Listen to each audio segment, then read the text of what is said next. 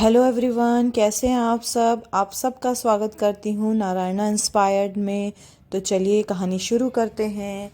एक धनी सेठ के 7 बेटे थे। 6 का विवाह हो चुका था, 7वीं बहू आई।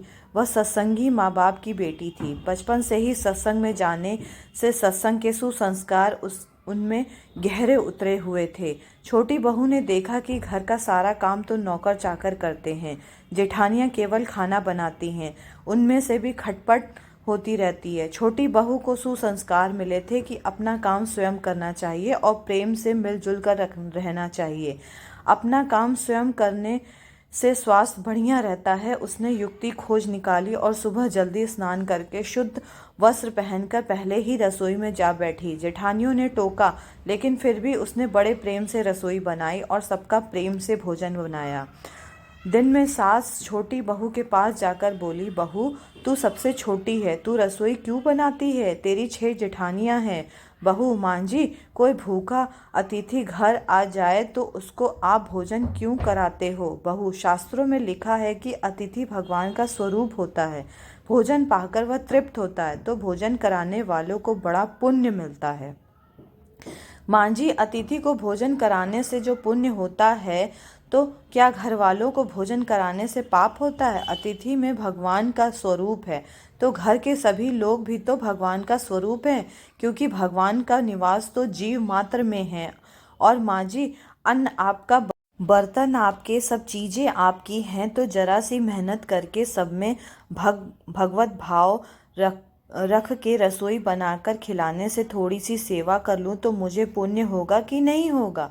यह सब प्रेम से भोजन करके तृप्त होंगे, प्रसन्न होंगे, तो कितना लाभ होगा। इसलिए माँ जी, आप रसोई मुझे बनाने दो।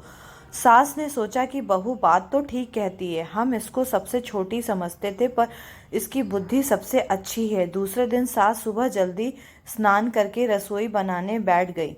बहू ने देखा तो बोली, माँ जी, आप परिश्रम क्यों करती हो? सास बोली, तुम्हारी उम्र से मेरी उम्र ज़्यादा है, मैं जल्दी मर जाऊंगी, मैं अभी पुण्य नहीं करूंगी तो फिर कब करूंगी? बहुएं बोली, माँ जी, इसमें पुण्य क्या है, यह तो घर का काम है। सास बोली, घर का काम करने से पाप होता है क्या? जब भूखे व्यक्तियों को, साधुओं को भोजन कराने से पुण्य होता है, तो क्या घर वालों को भोजन कराने से पाप होता है? सभी में ईश्वर का वास है। सास की बातें सुनकर सब बहुओं को लगा कि इस बात का तो हमने कभी ख्याल ही नहीं किया।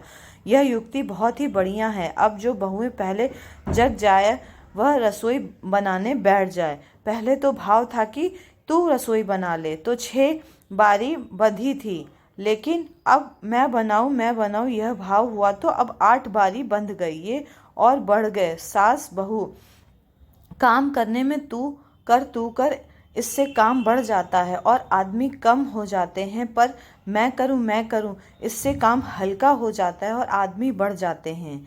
छोटी बहू उत्साही थी। सोचा कि अब तो रोटी बनाने में चौथे दिन बारी आती है, फिर क्या किया जाए। घर में गेहूं पीसने की चक्की पड़ी थी, उसमें गेहूं पीसने शुरू कर दिए। मशीन की चक्की का आटा गरम गरम बोरी में भरकर रख देती। उसकी रोटी स्वादिष्ट नहीं होती, लेकिन हाथ से पीसा गया आटा ठंडा और अधिक पौष्टिक होता है तथा उसकी रोटी भी स्वादिष्ट होती है। छोटू बहू ने गेहूं पीसकर उसकी रोटियां बनाई तो सब कहने लगे कि आज तो रोटी का जायका बड़ा विलक्षण है। सास बोली, बहू तो क्यों गेहूं पीसती है?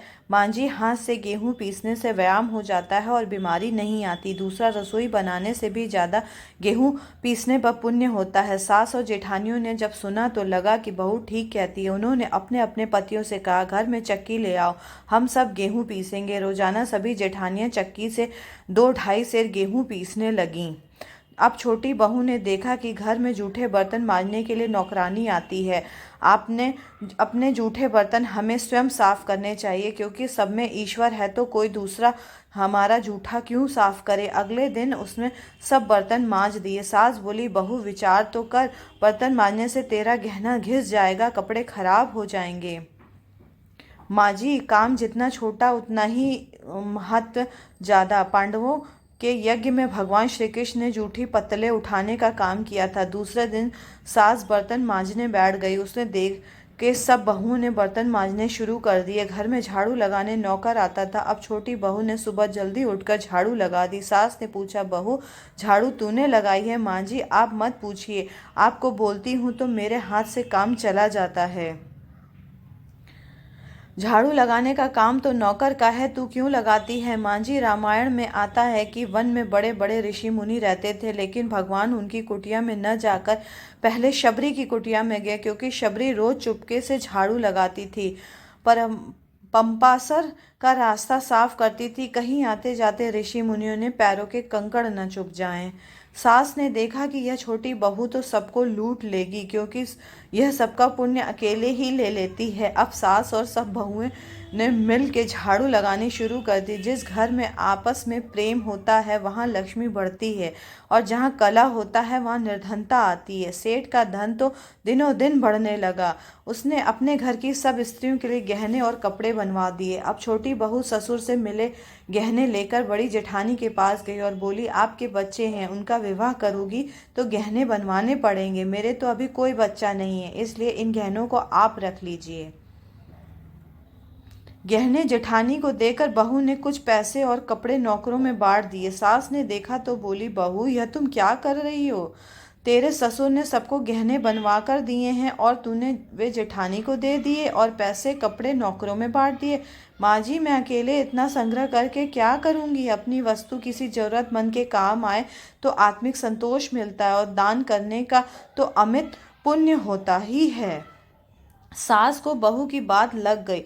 वह सेठ के पास जाकर बोली, मैं नौकरों से धोती साड़ी बांटूंगी और आस पास के जो भी गरीब परिवार हैं उनके बच्चों को फीस भी स्वयं भरूंगी। अपने पास जितना धन है किसी के काम आए तो अच्छा है, न जाने कब मौत आ जाए और सब यहीं पड़ा रह जाए। जितना अपने हाथ से पुण्य कर्म हो जाए उतना अच्छा है।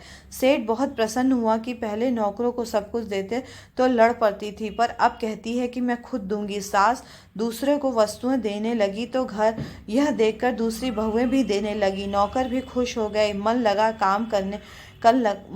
कर काम करने लगे और आसपास में भी खुशहाली छा गई। इस तरह छोटी बहू ने जो आचरण किया उनके घर का तो सुधार हुआ ही, साथ में पड़ोस भी अच्छा असर पड़ा, उनके घर में भी सुधर गए। देने के भाव से आपस में प्रेम भाईचारा बढ़ गया। इस तरह बहू का सत्संग से मिली सूझबूझ से उसके घर में साथ अनेक घरों में खुशहाल कर दिया। तो दोस्तों कैसी लगी आपको कहानी? कमेंट करके ज़रूर बताइएगा। चैनल को सब्सक्राइब ज़रूर करिए।